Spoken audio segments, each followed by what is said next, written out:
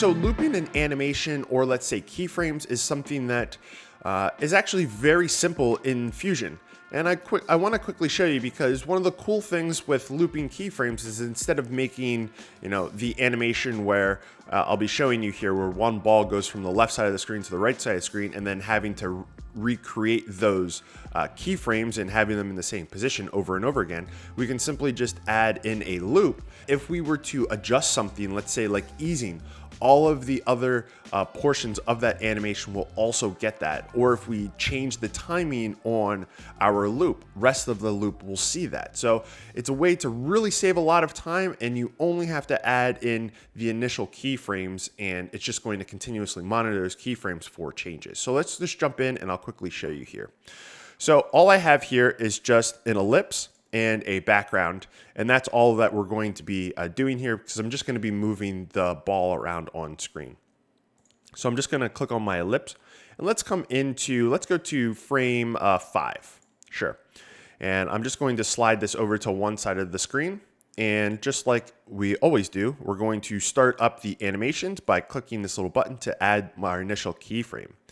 Then I'm just going to move my playhead in just a little bit and move that ball to the other side of the screen.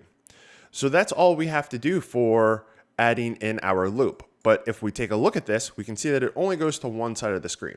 So now how would we get it back to the other side? Well, you could come in the same amount of keyframes, the spacing between here, and apply the another keyframe on the other side. Or we could start to think smarter.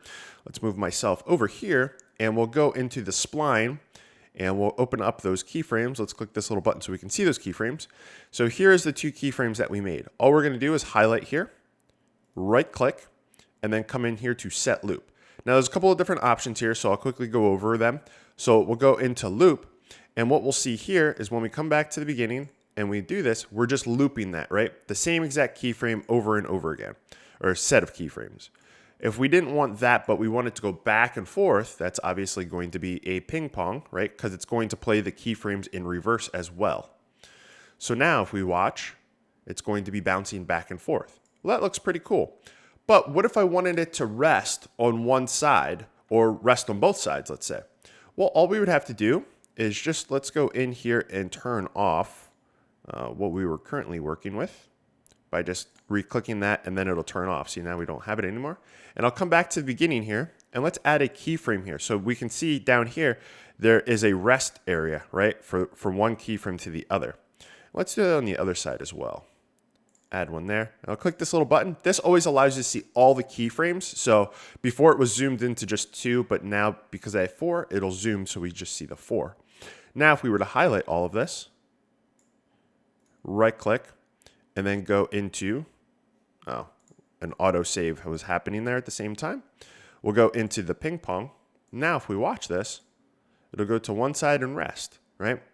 And so that's pretty cool. Now, what if we wanted to add in some type of easing? All we would have to do now is just go into the portion that we want, add our easing in, and we can increase our easing. So if you've never done this before, I guess I should go back in and reset this so you guys can see this.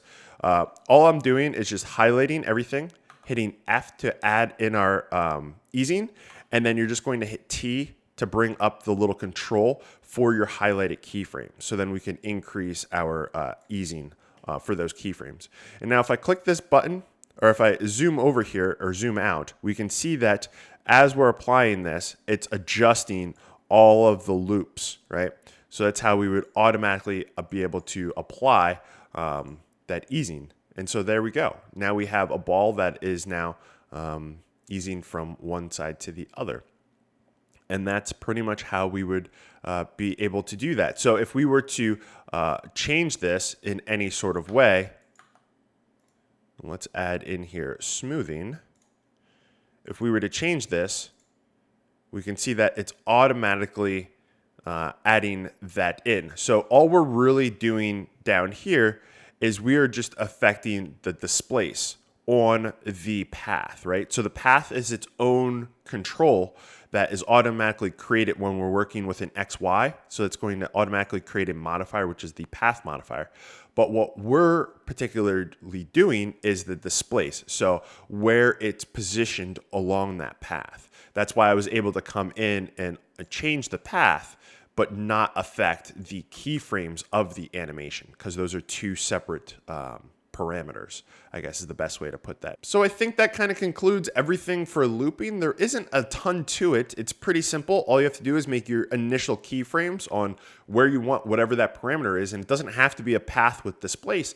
This could be, making the box or a circle wider or shorter. You can do this with any set of keyframes that you have. You can add this to. So it's just super simple. You just set the initial ones, right click, turn it into the loop you want, and then there you have it. If you want to learn more about DaVinci Resolve or Fusion, I have a whole website with a ton of different courses on there, as well as pre-made templates and assets that you can download and use. And I also offer one-on-one sessions if that is something that you are interested in. There's a link in the description for more information on that. But with everything said, hopefully you guys learned something with this one. Until the next one, guys. Peace.